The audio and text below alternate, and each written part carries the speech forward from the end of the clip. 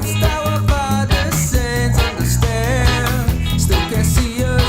we're now just going to walk into Aqualabs greenhouse. This is where they do some experiments and testing and use their end product. So I'll let you show us around. Coming in. As you can see here, we like to control the environment as well. So one of the important things about environment is keeping humidity up. So we've got humidifiers running within the actual greenhouse so that plants stay nice and healthy and keep the humidity at the correct level so that the plants don't suffer. Again, we've got some auto pots here as well, a different kind of system, which is a wick system feeding, which you're probably already familiar with. And as you can see down in the middle, we've got a beautiful big banana plant growing there. A lot of people say that's a fruit, and it's actually a herb. Right. A lot of people don't know that. So what used to be quite popular back in the day was the old NFT system, which we've got two of those set up as well.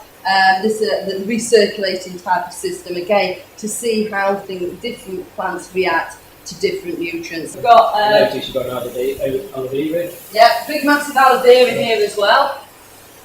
I mean, we must have had that. Oh, how many years have we had that now, Si? 15. 15? Yeah. Wow, I brought that back from Field Ventura. Yeah. Nice. Well, it's probably a good time to bring Simon in now and just start talking a little bit about. Obviously, we've had a walk round. We've seen what you guys have got in terms of facility testing and all that sort of stuff. But let's meet the people behind Aqualabs. So, Callie, Simon. Simon, we'll start with you. You started how many years ago in the industry? I was 20 at the time, so that was back in 1996. Yeah. So yeah. Was that when you actually set up aquaculture? Was it?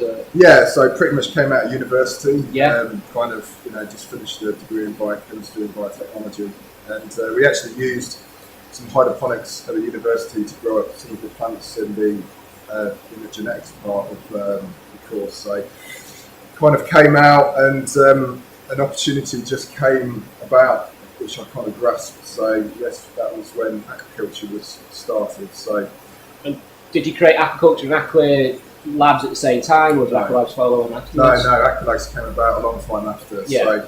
So really, aquaculture started off as a retail business, and the kind of expertise that I brought into the company, we started looking at product development as well. So we created some very early nutrients, very simple, basic brands. I think the first one we started was something called Nutravita a long time ago now. That was probably 20 years ago now. And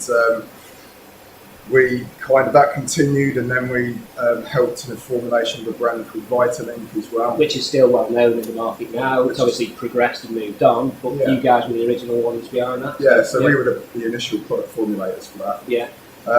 Where I think in early 2001, we were the first shop in the country to actually move the retail out of the back streets. Yeah. So we then came into this building that we're in now, and we continued with the retail, we continued with the product development and the manufacturing, and that continued until probably about 4 years ago, where we then kind of, the retail actually hit some difficulties. Yeah. So we eventually ended selling that to Growwell.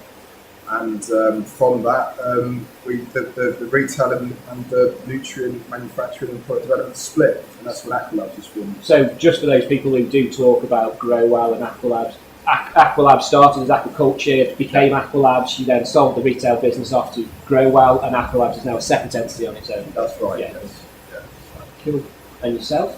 Well, I started off as a Saturday girl for aquaculture back in the day when in 2001, started off working there Sundays, so I started on the retail side.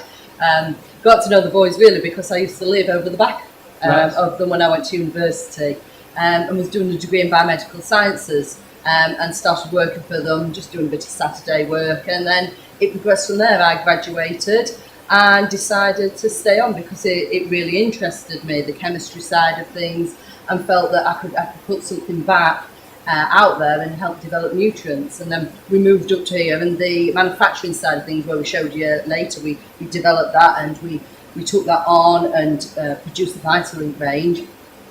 During that time, when I was working for aquaculture.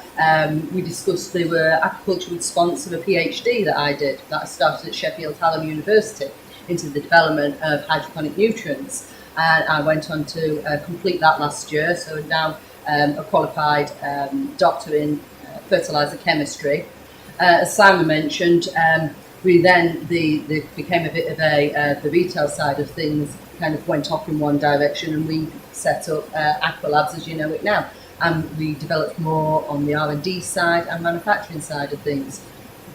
Very interesting stuff. I mean, what I can glean from that is not only have you got a passion for what you do, you've actually got PhDs and university background within the products, but you also do it from you know what the end users are after as well, because you've been there, you grew up from the ground up. So you know you've not just come out of university. You're very much in you've grown up through the industry. You know what it's about. So that's very pleasing to hear that the people who are bringing R&D are doing it for the right reasons, for the love, but they're also bringing science and you know passion to the industry as well. So. Yeah. No, I think we were quite lucky in that respect, because having the exposure to retail, you were talking to the customers, so you actually knew what trends were arising, what people were asking for. So, you know, in terms of that, you know, I think somebody with science expertise, if they don't have that industry experience, you know, I don't think you're in as good a position to place the products that the customers actually want or desire. So. Which is perfect timing to talk about some of the products that you brought in. So Shogun is obviously a range that people will know about now. It's been out there for 3 years.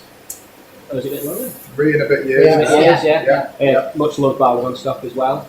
You've recently brought out the Bulletin Silver Mist, which is a fantastic product all about keeping your roots healthy and taking all those nasties out of the water and bits and pieces. I'm assuming there's going to be some more stuff in the future, which we'll talk about later on. If happens, you know, we can prize any information I've told you, that'd be great.